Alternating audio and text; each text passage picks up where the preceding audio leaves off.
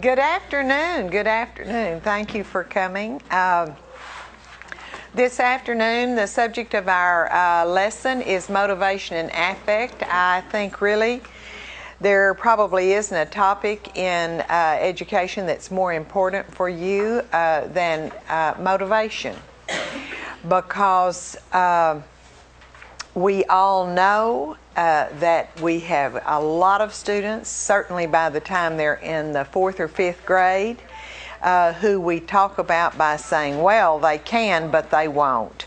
So really, one of my questions to you today is, why is it, do you think, that that description or that expression so typically expresses really the affect of some of the students we have in school? Why is it that we say about these kids, they can, but they won't?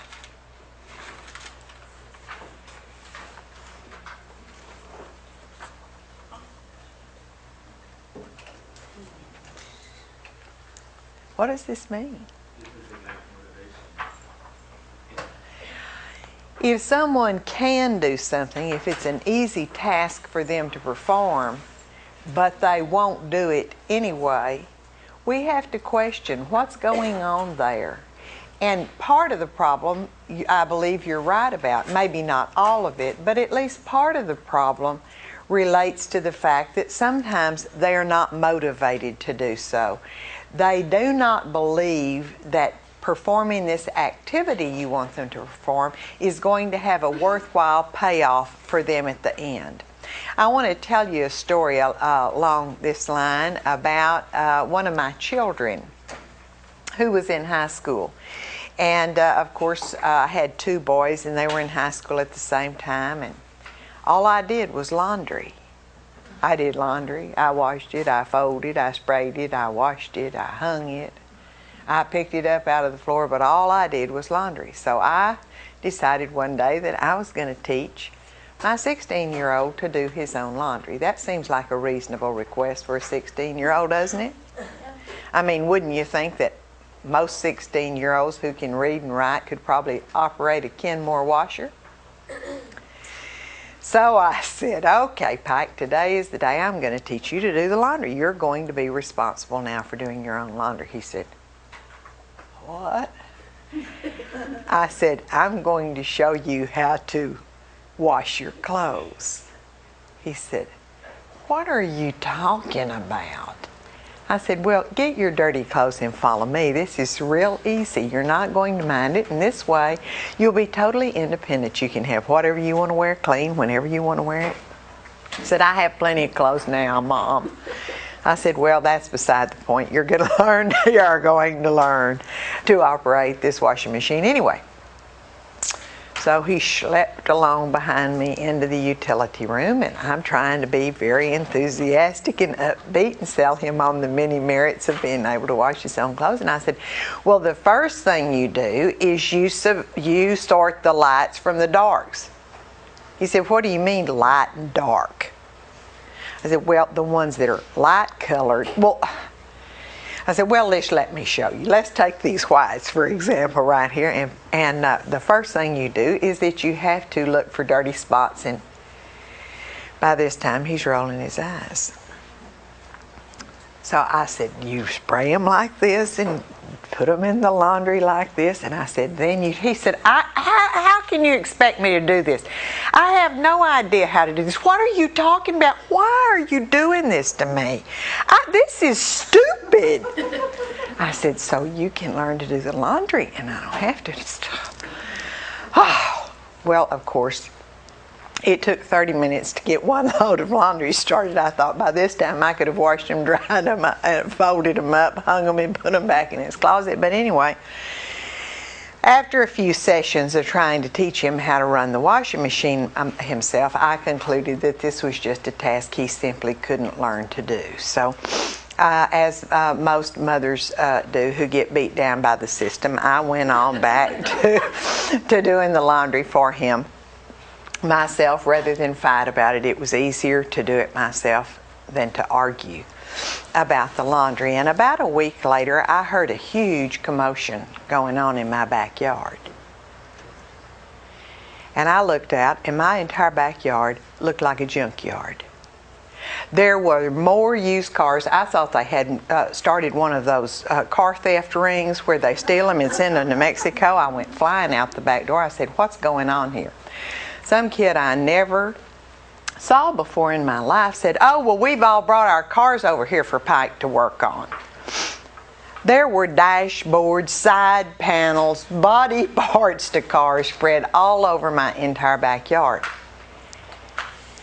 And I said, "Why is all this stuff here?" And the kid said, "Well, he's the only kid in our school that knows how to install stereo equipment, so we've all been to Car Toys and bought new stereos, and we brought the cars over here so he can put them in for us." And I said, "Oh, this same boy who can't quite master a Kenmore washer is somehow able to dismantle an automobile, remove a stereo system that was worked fine to start with, put a brand new one in, and reassemble the car without any problem." I thought, what is wrong? What's wrong with my program? And I couldn't even teach him to use a Kenmore washer. There's just a cognitive disconnect here for me. But of course, the answer to that lies in the fact that he was extremely motivated to work on his car and willing to work on the cars of others, probably for a multitude of reasons. One, he learned that he could do it. He had a sense of efficacy about his ability to work on these cars. Second, it was reinforcing because he got the desired result, which for some reason is this sound equipment that you couldn't run after me. It's an embarrassment for me to ride in the same car with them, but chugging down the road listening to all that stuff. But it had a big payoff for them. And of course, I'm sure he had some measure of social esteem that accrued to him because he was a child in school who had figured out how to do this and was able to help everybody else.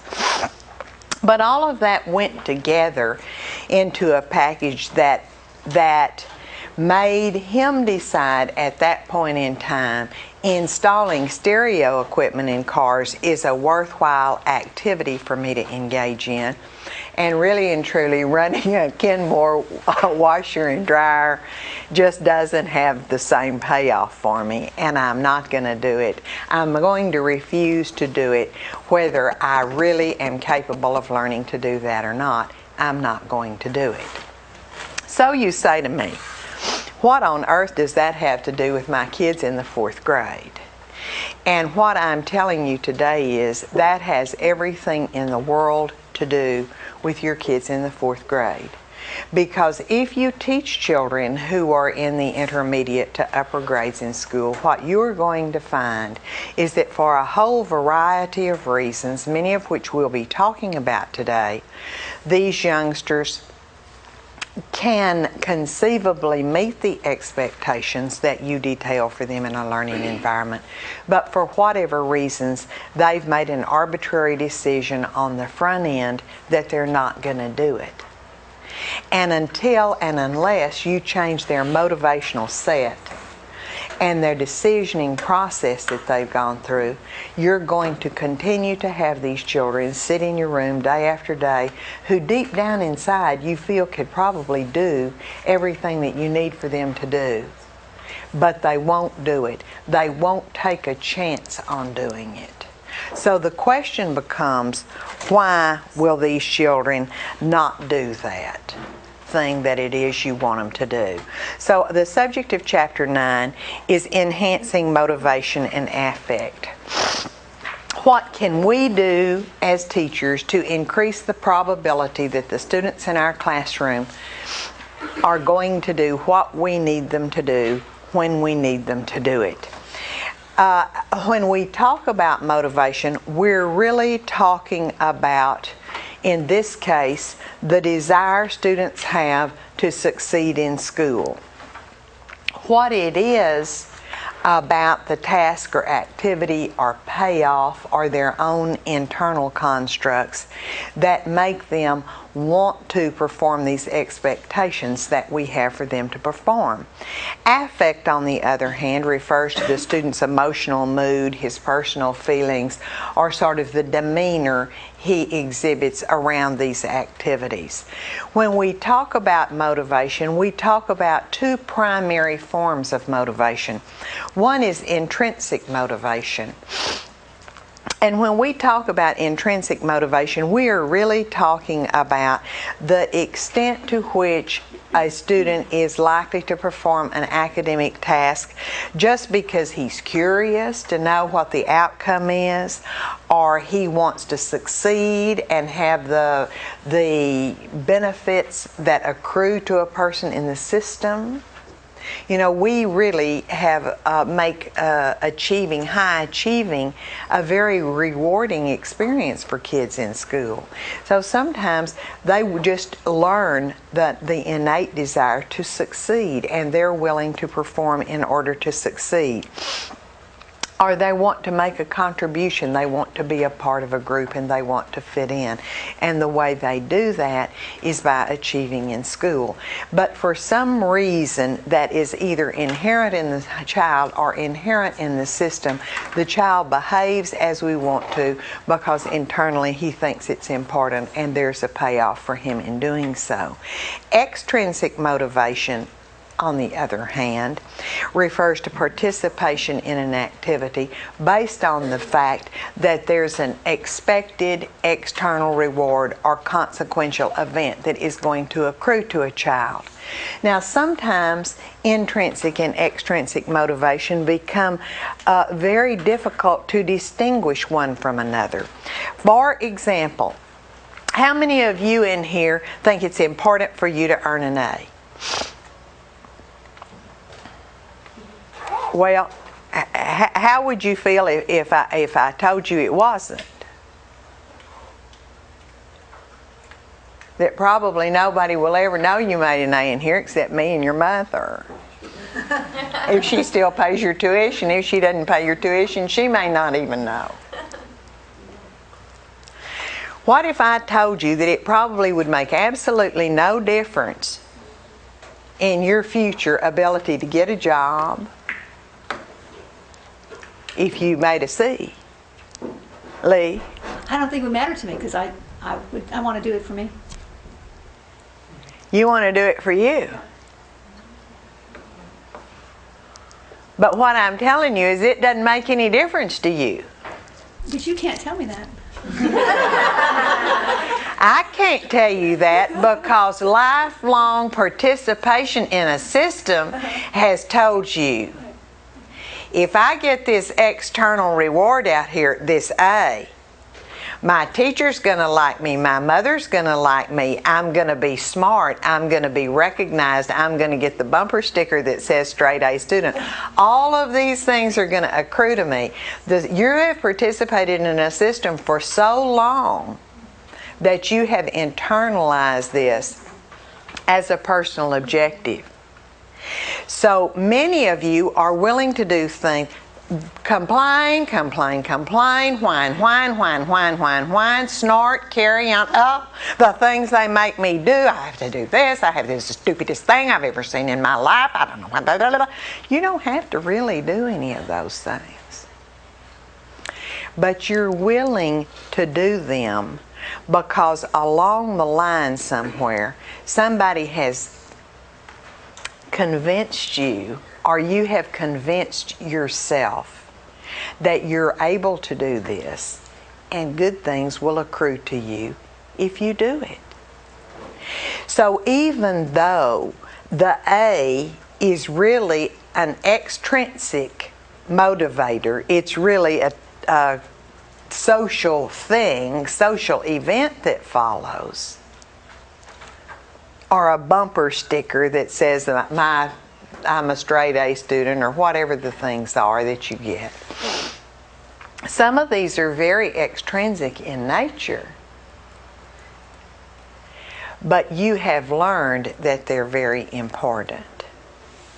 We associate things with them and internalize those things. So an A no longer means an A to you.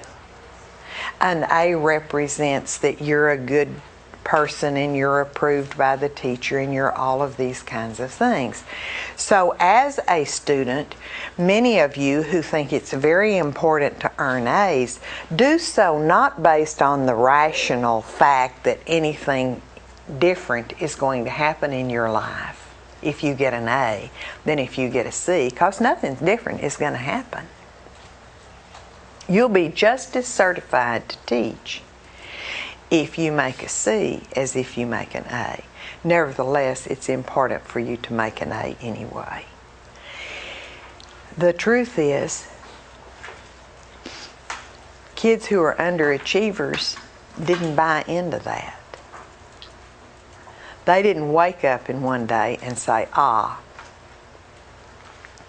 this making an A is a good thing. If I make an A, the teacher likes me, my mama likes me, good things happen to me, I can do this, I'm going to make A's. That scenario didn't unfold for them in school in the same way that it did for you. That leads us to conclude all kinds of things about kids that are probably wrong. Because most people who are going to be teachers did very well in school. Making good grades was important to them. Making good grades, doing well, being recognized for that was an intrinsically reinforcing thing for them. So they say, this is intrinsically reinforcing. What's wrong with you? You don't want to do this. Well, there's a lot of variance in what kids think are important and also in what kids believe they are willing to do. And oftentimes the youngsters who are low achievers, particularly after they are in about the second or third grade, learn that efforting doesn't have a big payoff for them. My son learned that if he efforted, he was very motivated to learn to put stereo equipment in cars. So he got the book and he read it and he figured and he figured and he figured. And he figured out how to do it. Because he was very motivated to do it.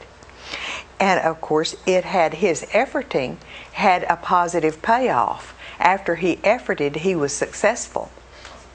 But if you plan to teach third or fourth grade, you will have many youngsters who efforted their full quota in kindergarten.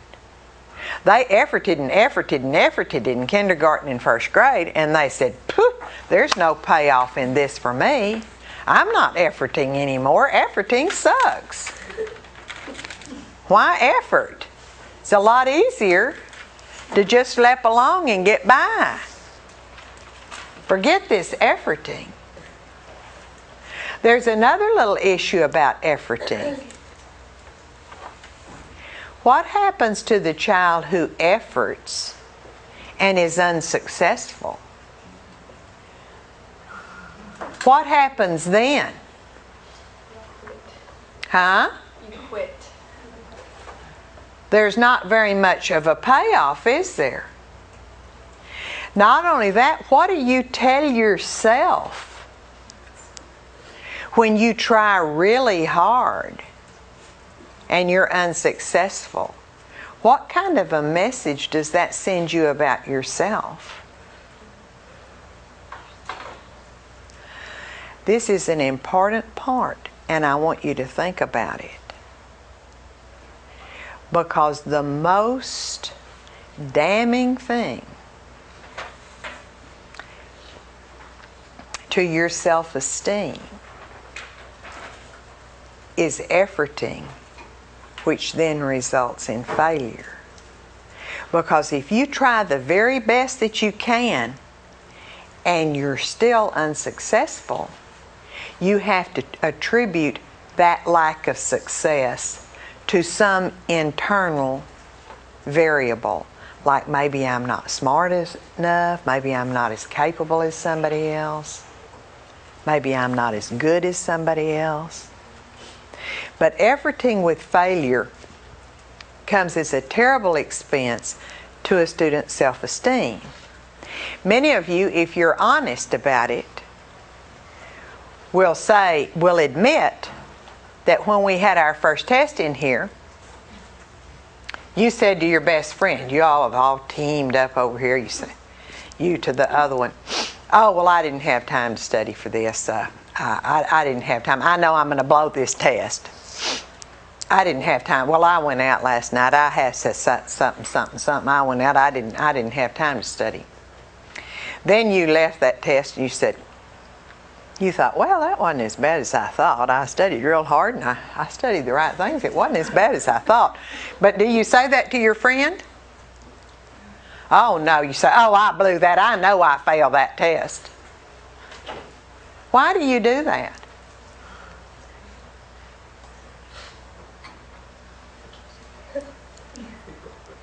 You do it to create a safety zone for yourself. So if you really did fail the test, it won't be because you were stupid. You say, oh, well, if I'd have tried, I could have passed the test. Don't you say that? I see you sitting there grinning. I know students say this because I've said it myself, of course.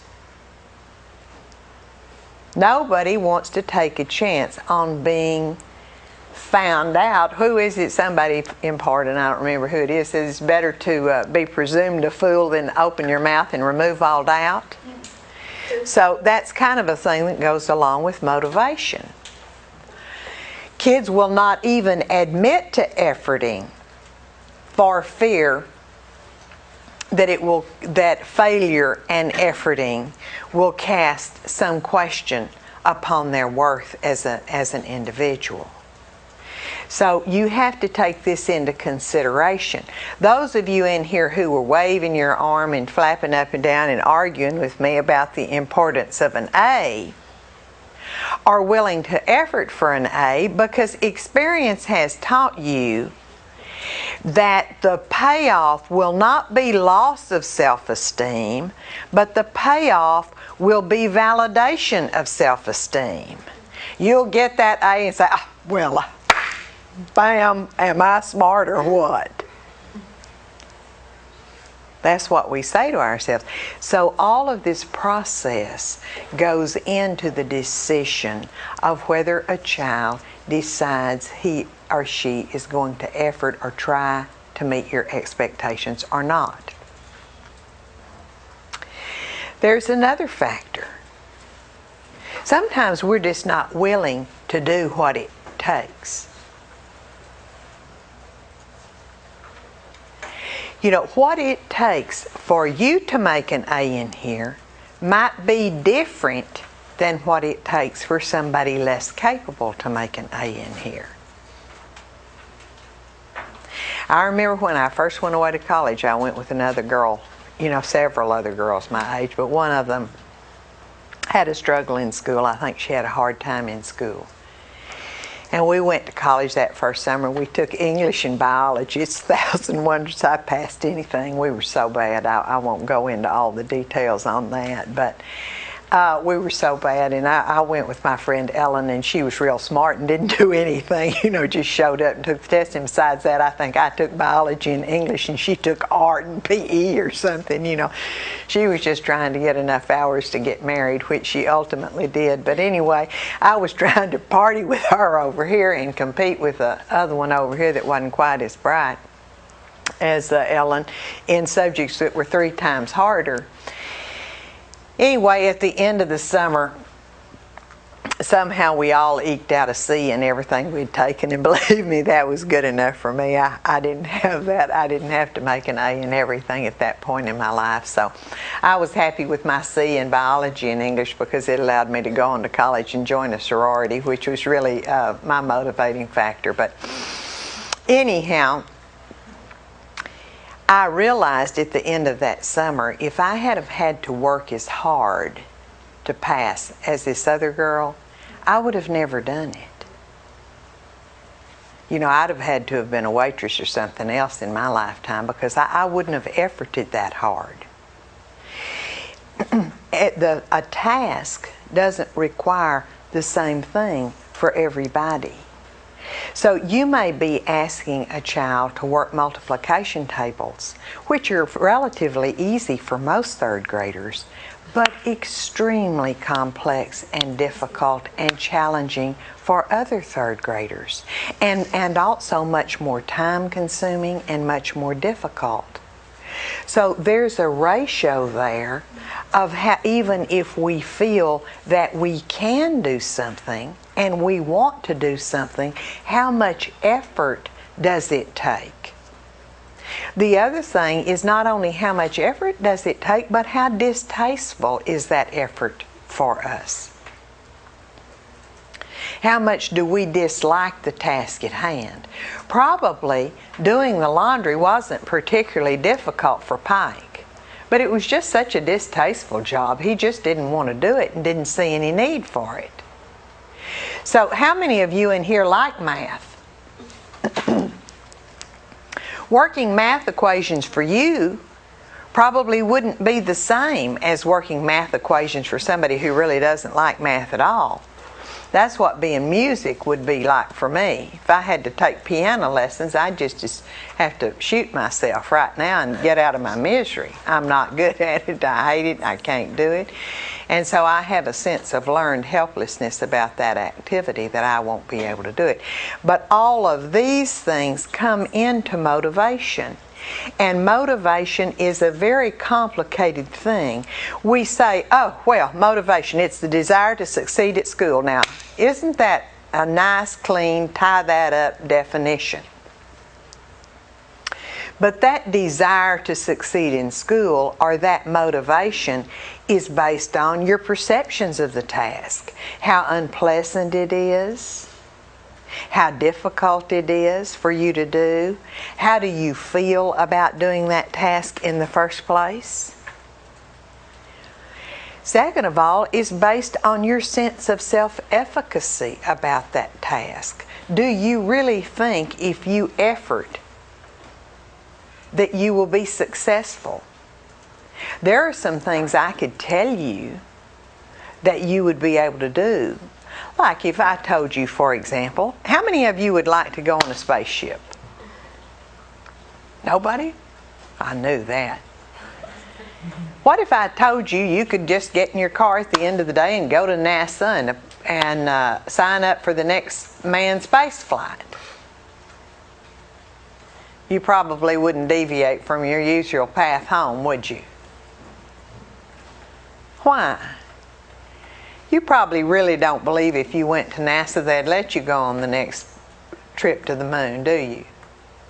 Your experience and your common sense and your reasoning have told you that while that's something you'd like to do, it may not be a realistic objective for you at this point in time. Well, kids are the same way. They develop a sense of self-efficacy about school. The thing that has taught you, if you effort a whole bunch, you're going to be successful, has taught other youngsters, if I effort a whole bunch, it's not going to do me any good. And so when you say to them, oh, well, let's just sit down and try this today, you're going to be great at it, they think, yeah, sure, right, but I don't think so. I don't think I'm going to take a chance on that today. Another thing is the strength of the consequential events. What happens to the kid if they're successful? Do they feel good about themselves? Have they learned that A's are important? Maybe not by now. Maybe the children who are underachievers, those who are not motivated, those who can but they won't, are the youngsters who have said, hey, you know, I'm really making it just fine with no A's, with no smiley faces on my paper, with no gold stars. I don't need all that stuff that these other kids think is so important. I've learned to do without it quite well, thank you very much.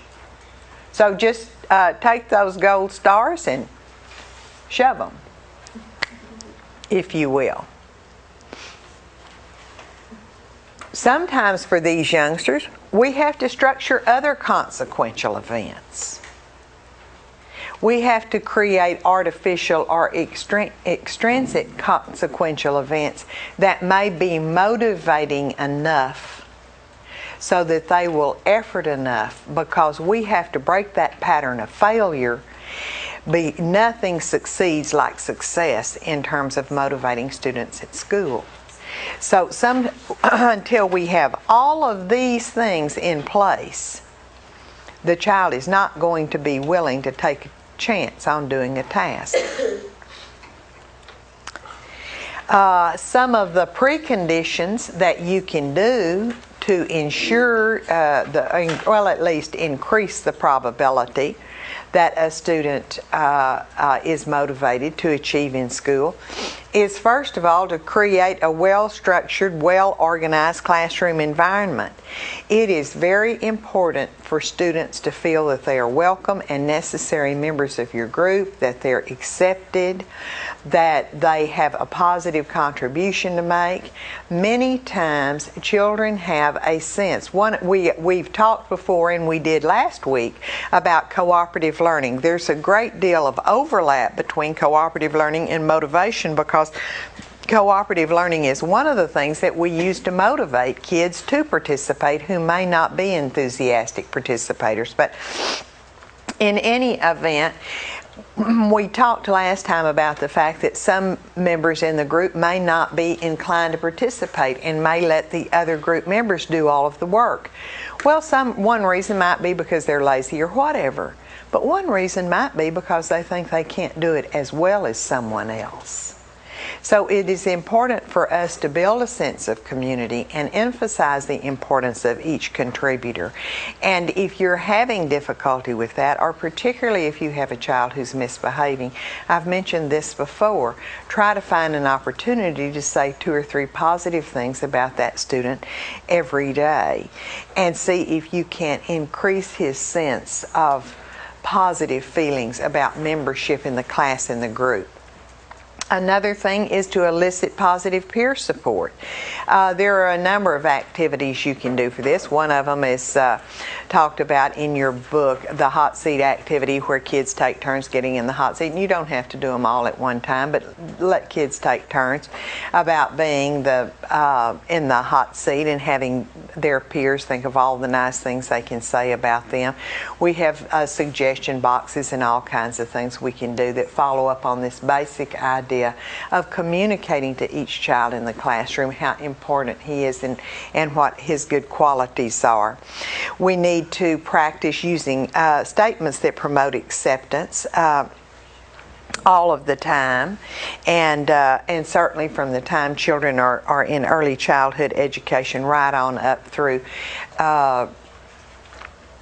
higher grades. An important thing for you to think about is making sure that the materials you present to the child who's not achieving are at an appropriate difficulty level.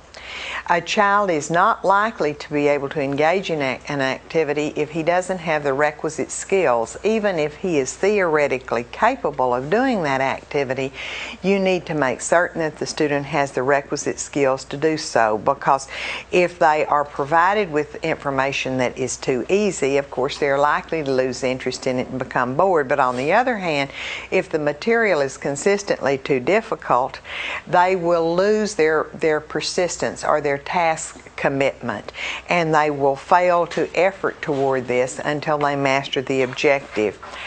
I don't know if you remember from Dr. Lieberman's class or not, discussions about Vygotsky and the zone of proximal development, but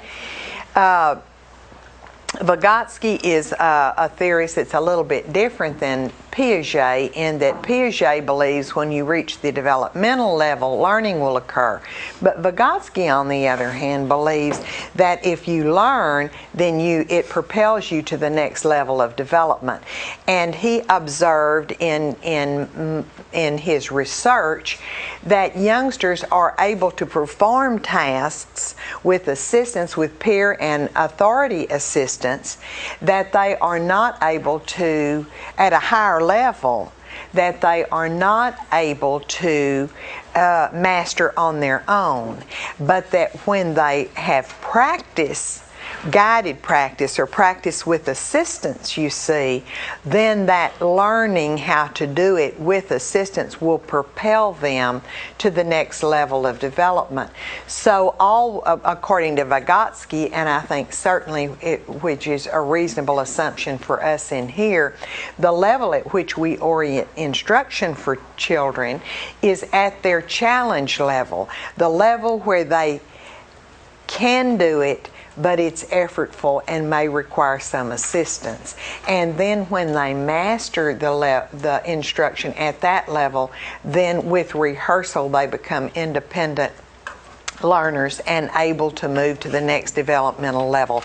So be sure you remember when you have a child who's not achieving to assess his present level of functioning and determine what kinds of tasks you can assign to him that are actually at a challenge level. One of the ways you can do this is by questioning students and monitoring their practice closely so that you can tell whether or not the material is at an appropriate level. Another precondition for to enhance motivation is to make sure that tasks are meaningful and worthwhile. We know, of course, that is a classic example when you go back to Pike and the washing machine. He didn't see any reason he needed to be able to learn to operate a washing machine. He thought it was much more meaningful to install stereo equipment. But that is a classic example. I cannot imagine how far that child's high school teachers could have gotten if they used math and science and chemistry and even literature as the background for teaching him how to work on cars. He'd probably be the best mechanic in the entire world by now, and also probably have a very sound liberal arts education, because he was so motivated to learn about two things: cars and sports. And if the content of the instruction had anything to do with those subjects, it suddenly became very important and very relevant to him. This notion about making learning more meaningful and relevant to students really forms the basis of constructivist education. The notion that we construct students' learning experiences out of the kinds of things that are important to them. This very same child that I talked about earlier was a child I'm not sure who would have ever become an independent reader if one of his aunts hadn't have given him a subscription to Sports Illustrated for Kids. He got, when he was about in the 4th or 5th grade, he got this subscription to Sports Illustrated for Kids, and he was so excited you would have thought it would have cost $2,000 an issue. It's amazing the thing that motivates children. You know, it's so hard to predict, but he was so excited about this magazine. So I'd let him read every night before he went to bed, and his bedroom was up on the 3rd floor, so if he got to a word he didn't know, he had to come all the way down the stairs to ask somebody what that word was. So finally, it was such a puzzle to him, he began to figure out these words for himself. He was really right there at that zone of proximal development where he was just about able to be an independent reader, but not quite there yet. But because the material, the reading material was so relevant, he was willing to commit to that task till he could make meaning out of that.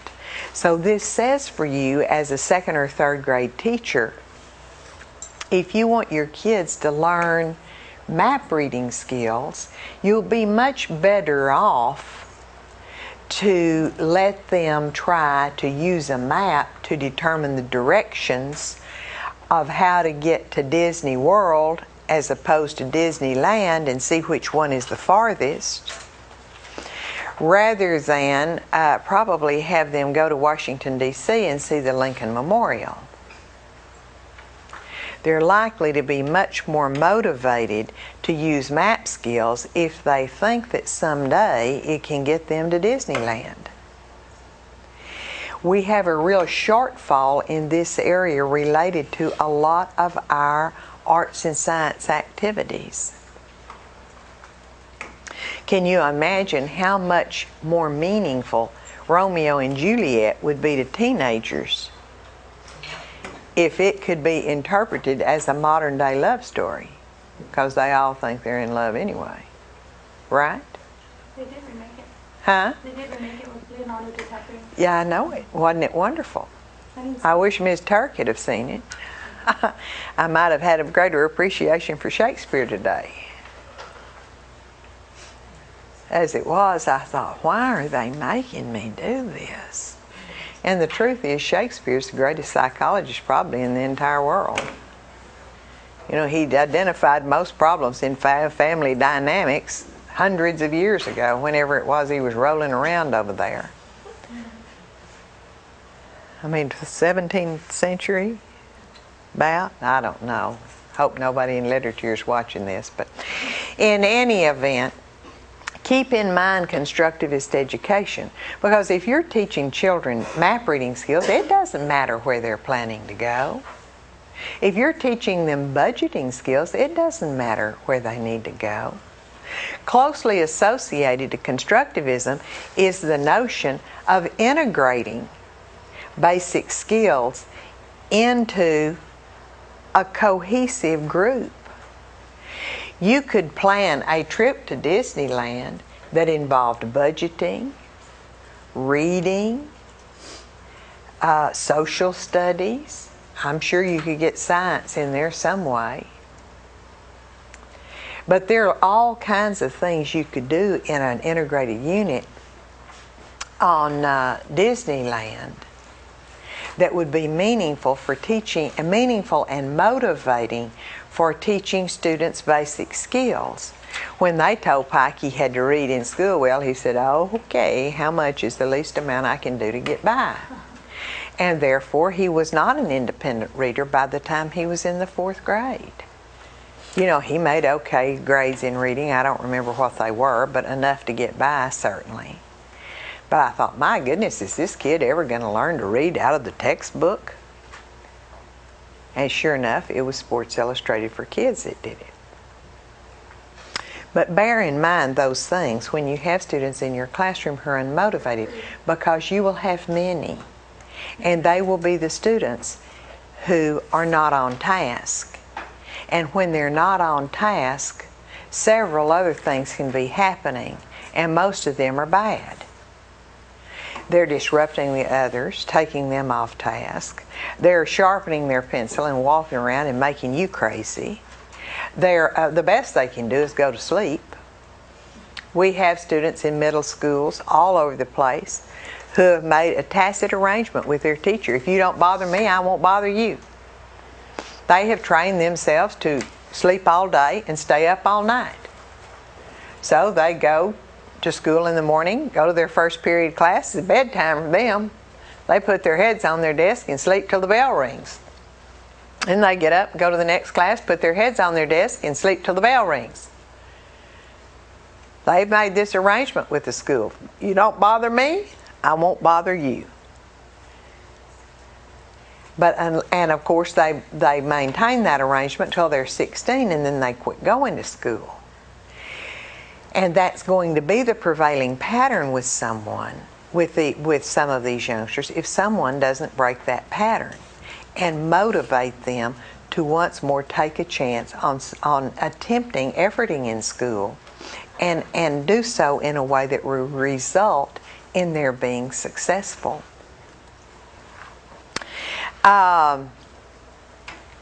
Some other methods for making learning more meaningful that are related to some of the things we've said before are, like I said, with constructivism, selecting topics that reflect student interest,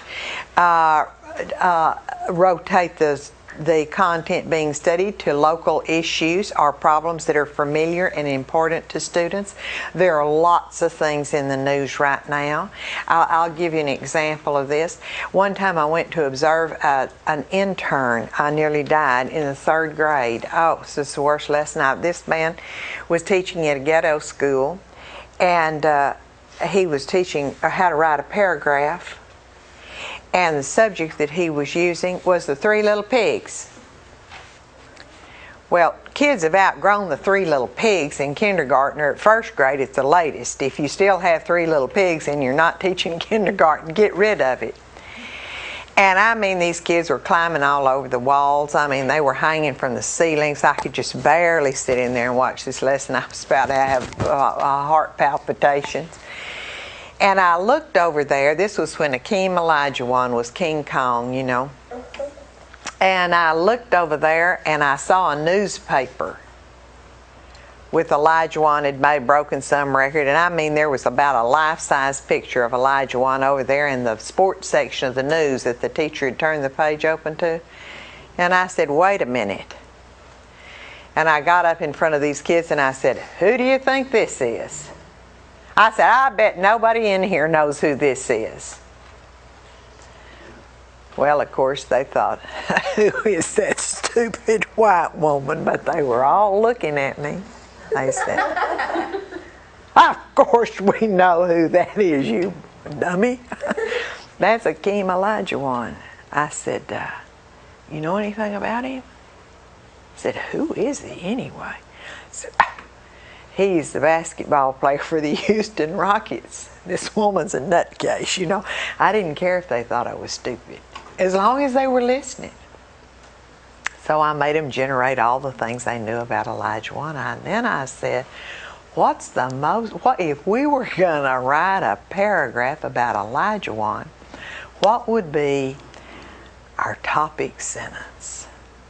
So they debated that. We thought of several alternatives, and I had told everybody to pick a topic sentence and then write a paragraph about some of Olajuwon's attributes. I think I read them this article before it was over.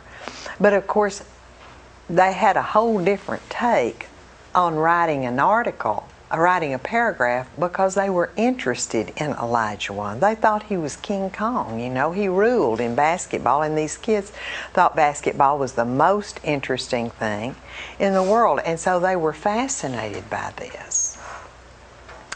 And I think you can use those things to motivate and entice your kids. It's very irrelevant whether children are writing a paragraph about Three Little Pigs or something else, as long as they're writing a paragraph and it has an appropriate topic sentence and it develops that topic with 3 or 4 points and has closure and is capitalized and punctuated in the right way. Would you agree? If somebody can write a paragraph about Olajuwon, they can probably write a paragraph about the drought in California, if they're inclined to. So whenever you can, use the content around you, use local issues, use sports heroes or whomever you need to motivate the students to learn the basic skills that they need to learn to be successful. Allow students to select their assignment from a list of options. Everybody may not be into Olajuwon, particularly when youngsters are in the primary grades. The interests that little girls and little boys have are very different. So they may have a range of topics or subjects or whatever that they can choose from. Be sure and begin and include your classes with an explanation to your children about why this is important. About, first of all, what we're going to do, a statement of the objective, and second of all, why it's important, why they will need to know this. And there are all kinds of reasons that people need to write paragraphs for the rest of their lives, to interview for jobs, to do all kinds of things that are very relevant to their everyday lives. One of the things your book talks about, and it's much easier said than done, I will certainly have to admit, but that is creating classrooms that are task-oriented rather than ego-oriented. We'll revisit this issue again when we get to Chapter 12, which has to do with assessment. But certainly most of our schools are driven today by a grading system that says really the most important and the best students are the ones who get an A. And that A's are only meaningful. A's are based on who does absolutely the best work. The only consideration for earning an A is how your work compares to others in your classroom. Would you agree? That's really how we grade kids.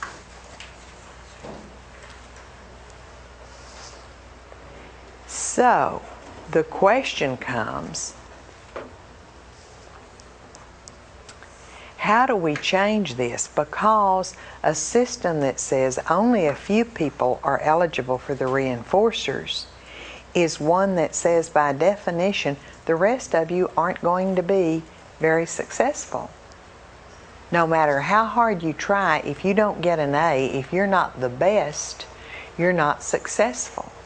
And what we observe, of course, is repeatedly that the students who make A's make all of the A's, and the students who don't make A's don't make any A's, or they don't make very many very often. Do you know what the best single predictor is of future grades? Past grades. So if you made all A's last year, you're probably going to make all A's this year. And if you make all A's this year, you're probably going to make all A's next year. That's why it's such a red flag to us, and you see it written all the time when you're worried about kids who are substance abusers or whether they're suicidal or have these characteristics. Has there been a big change in their grades? It's such a red flag to us. So we really know that a child who's an achiever has a pattern of achievement, and that's great for the kids who have a pattern of achievement. But what does that say about the kids who don't achieve? Because, you know, probably they're not going to be very successful. And it is hard to be motivated to do something when you know you're not going to do a very good job of it in the end. Task-oriented classrooms, on the other hand, children in task-oriented classrooms are successful because their success is not defined by being the best in the class, but it's defined by a series of factors which are under their control. For example, what is their attitude? What is their effort? What is their progress? How many objectives have they mastered? Not who mastered the top objectives or the best objectives or did the objectives best. There are lots of things we can do to emphasize effort and progress rather than the absolute standard of being the best and brightest. And certainly children who are low achievers, many of those go in the category of being children with special needs, can benefit greatly from these types of classrooms that are task-oriented rather than ego-oriented, because suddenly they have a chance to be successful, to make progress, to be recognized, to be awarded. Can you just imagine how a classroom might change if you awarded grades based on the person who had made the most progress rather than the person who did the best? Or the child who tried the hardest. Oftentimes the child who does the best doesn't try the hardest at all. If they had rewarded us in college for trying the hardest, that first summer we were in college, I would have made an F and so would Ellen. That other poor girl would have made an A.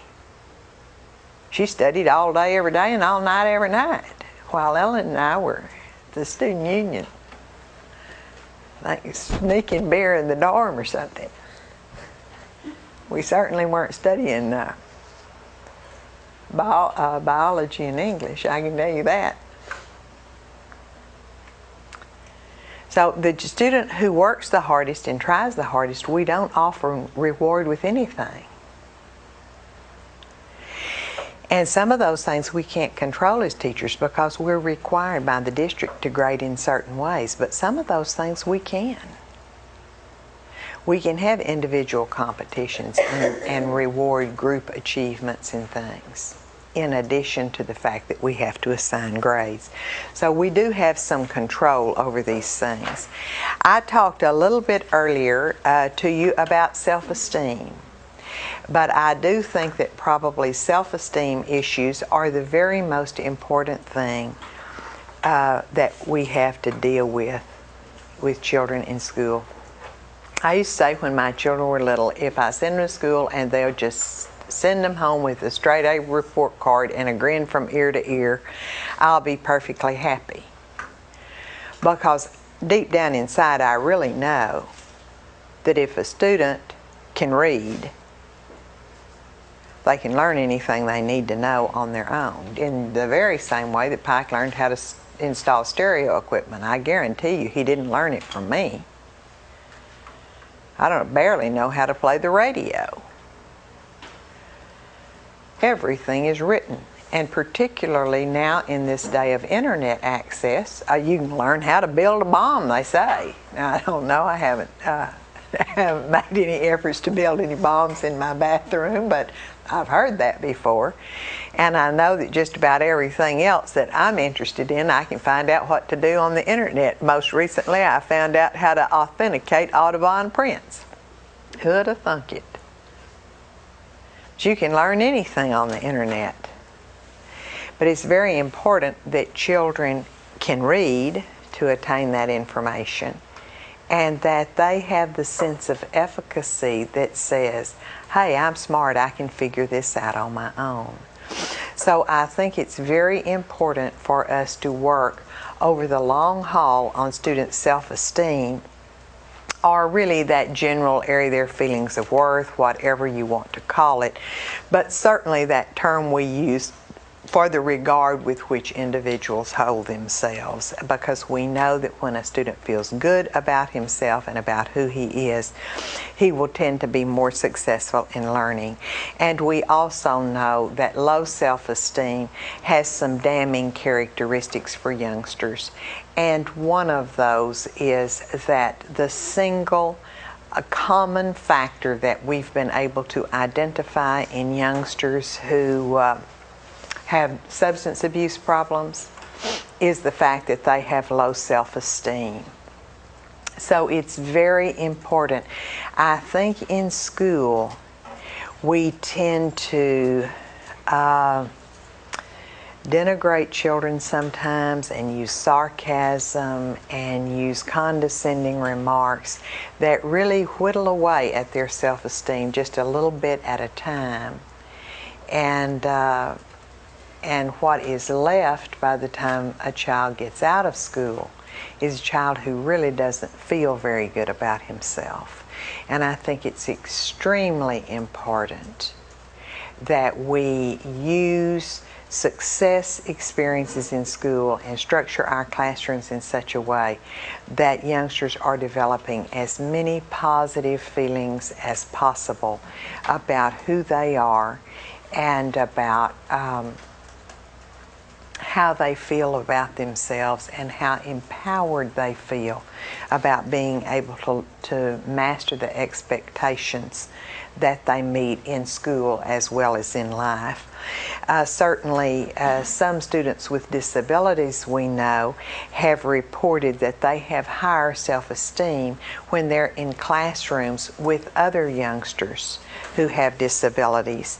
Certainly, this may mean that children with disabilities sometimes lack the socialization skills necessary to get positive attention and recognition in general ed classrooms, but also I think that oftentimes as teachers we don't structure our classrooms so that we're making certain that every child in there feels good about himself and has opportunities for success experiences.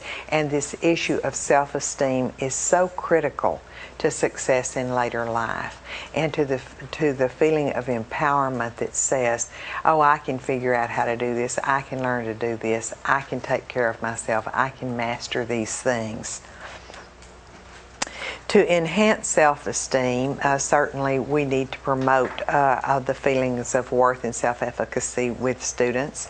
And keep in mind what I said earlier, the fact that every time we structure an academic experience for a child and that child works really hard on it and he's unsuccessful, that there is a tremendous loss of self-esteem, and one that says, oops, I better protect myself next time by not taking any chance on looking foolish.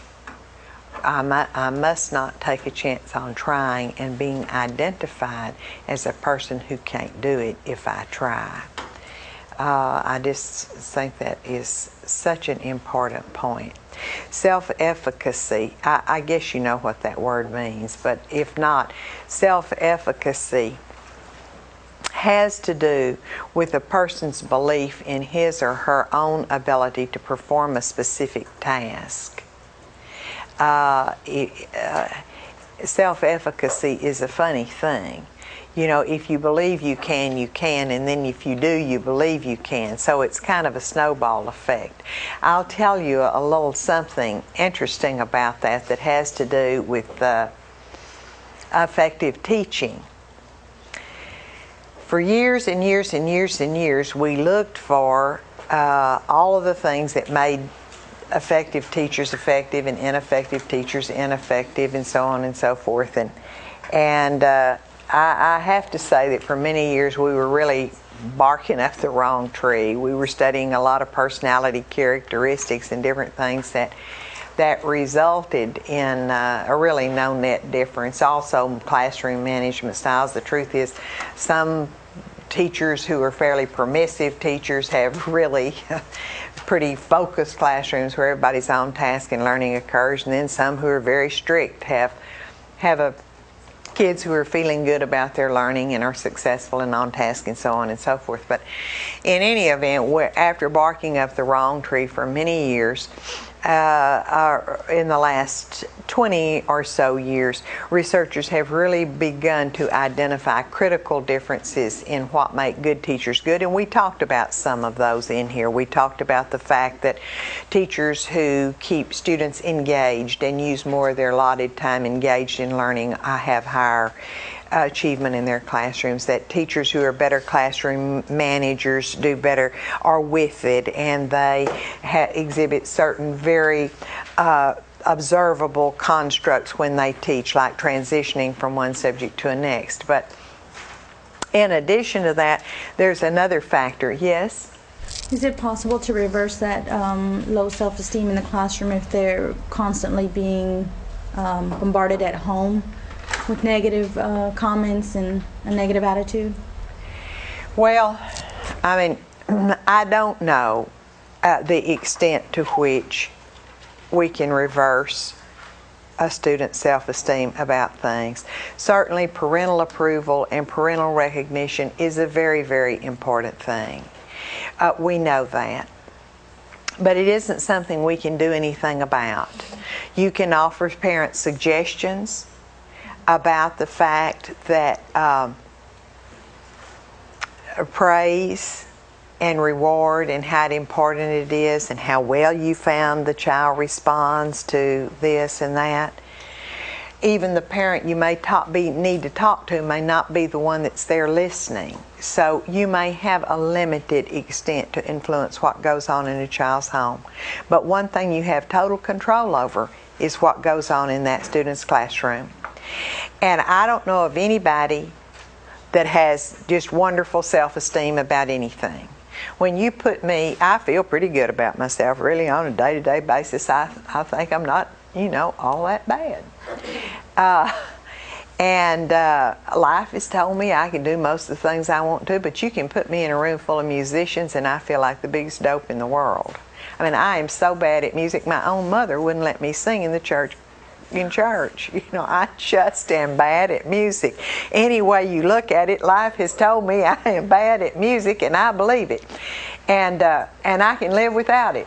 I'm good at art, so there. So the point of this is, I think if you're honest with yourself, you'd say you know, well, I really do feel insecure in this situation or that situation. With some people, it's social situations. I'm much more secure and have a much greater sense of efficacy in intimate relationships. I can relate to anybody on a one-to-one, but turn me loose in a cocktail party and I'm absolutely miserable. I mean, I always say the same thing. If I say, or the wrong thing. If I say, how's your husband? The person says, oh, well, I don't know, we're getting a divorce. You know, I'm just not good at that sort of thing. So I don't think any of us is good at everything. So I don't think that you can overcome, and I think it's important to be as good at as many things as you can. But I don't think that there's anything you can do beyond make subtle suggestions about how parents might relate to their children. It isn't your job, for one thing. But what you can control is what goes on in your classroom. And if you think you can't make a big difference in a child's life in 9 months, you're wrong. You're wrong. You can be that teacher that makes a difference. And some of you will remember, as you look back on your career as a student, a teacher that made a tremendous difference in your life. You may also, unfortunately, remember one who had a damning consequence for you. I used to ask students that. I used to teach a graduate class, and I would ask students, it was on classroom management and affective behavior management skills, so I'd go around the room and I'd say, okay, everybody, tell me one horrible thing, tell me the most horrible thing that happened to you when you were in school. And I mean, about the third time I did it, a girl stood up and told a story about being in the 3rd grade and showing her picture and what her teacher had to say to her when she showed her picture in school. And I was boo-hooing in front of a college class, thinking that someone had said that to a child. I mean, this girl still had such affect around this thing that this teacher had said to her when she was in the 3rd grade. That it broke my heart, and I thought, well, this is not acceptable. The teacher can't be crying in school, so I didn't do that anymore. But probably if I went around this very room right here and asked you the most horrible thing that you saw, what would happen is that you would relate something that would also have everybody in tears. But also, if you might be like Oprah, who could say, remember the 3rd grade teacher that turned your whole life around and made you an entirely different person. You know, Oprah drags that teacher out of mothballs every once in a while, parades her out on national TV, and I just love it because it provides such a convincing argument for what you can do as one teacher. I don't remember if I told you all this story or not, but I had the misfortune of going to my 40th year class reunion here not too long ago. I grew up in the only town in America where our town is so bad we have our reunion somewhere else. We had our class reunion in Dallas because our town is so bad. But anyway, they had all these old people my age there, and some 10 years older and some 10 years younger. It was a huge all-school reunion. And a boy that I grew up with came up to me and asked about my mother. And what he said to me was, I want you to know your mother was the best teacher I ever had in my whole life. She understood kids like me. And then he got this sort of faraway look in his eye, and then he said, unfortunately, the next year I had to move on, and I wasn't so lucky. But here he is, 60 years old, and still remembers what a difference my mother made in his life when he was 10. So you can be that teacher who makes that difference to a child in your classroom, even though you can't change their whole lives. And what research has shown us is that a teacher's sense of efficacy is one of the big determining factors in your effectiveness.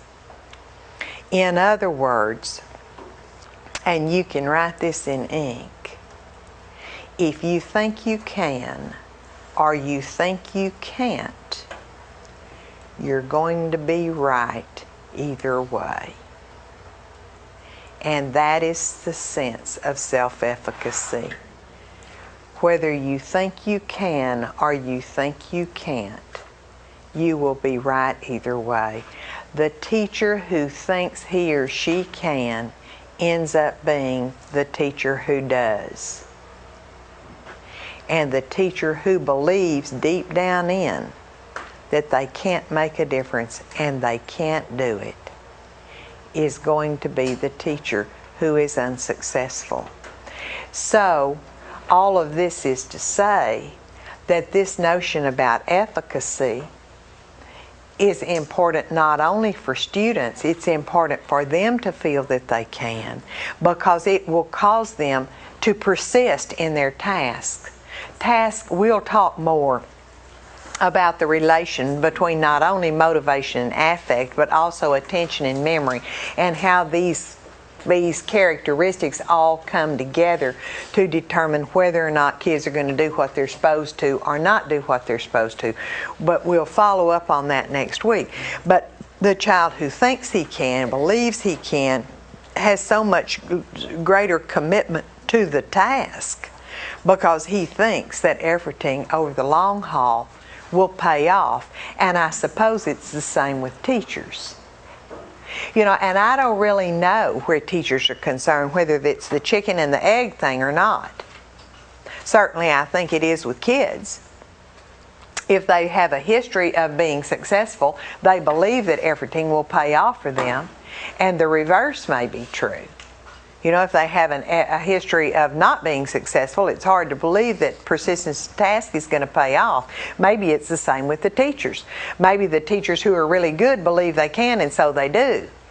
All I know is that if you believe you can't be a good teacher and believe you can't manage the classroom, you probably need to go to Foley's and get a job, because you're not going to be very good at this. It's so very important to believe that you can and to persist until you do with these kids. And one of the ways is to make your kids successful, because when they're successful, they like you and they behave, and your job is so much easier. Interestingly enough, all the things about being a good teacher make your job so much pleasant and more rewarding, because the kids are really doing what they're supposed to do. Some of the additional techniques mentioned in your book are providing additional practice to reinforce prior knowledge. This goes back to Vygotsky and the zone of proximal development. Delivering instruction at a level where the students can achieve with assistance and support needs to be practiced until they are independently able to operate these tasks. Ongoing assessment needs to tell us what we need to drop back, reteach, what needs more practice. We can't be teachers who just assess and progress. We need to point out appropriate social models. We know that from Bandura and all of our empirical studies on social learning theory, that if students believe they can be successful, even if they have no experience with the task, if they see somebody else they can identify with who is successful at doing it.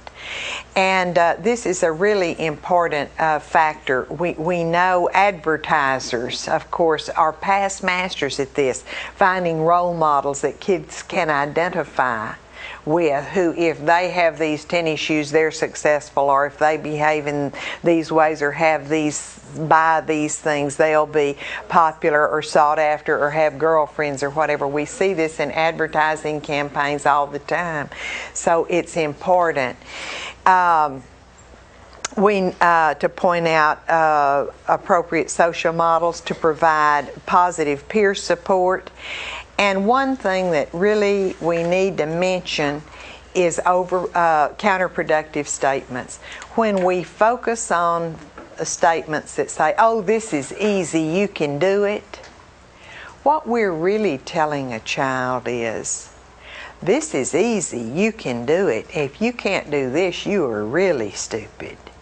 So what seems to be a motivating thing for us, oh, you can do it, it's easy, is a statement that needs to be replaced by, this is kind of hard, but I'm going to sit here with you, and I think if I help you with it, you'll be successful. Something of that nature will have a much more positive outcome than encouraging them to do things because it doesn't require much effort and it's easy. Then if they think that it's effortful and impossible, it will cause a greater loss to their self-esteem. Now, I think right now we're going to stop and take up with goal setting after the break.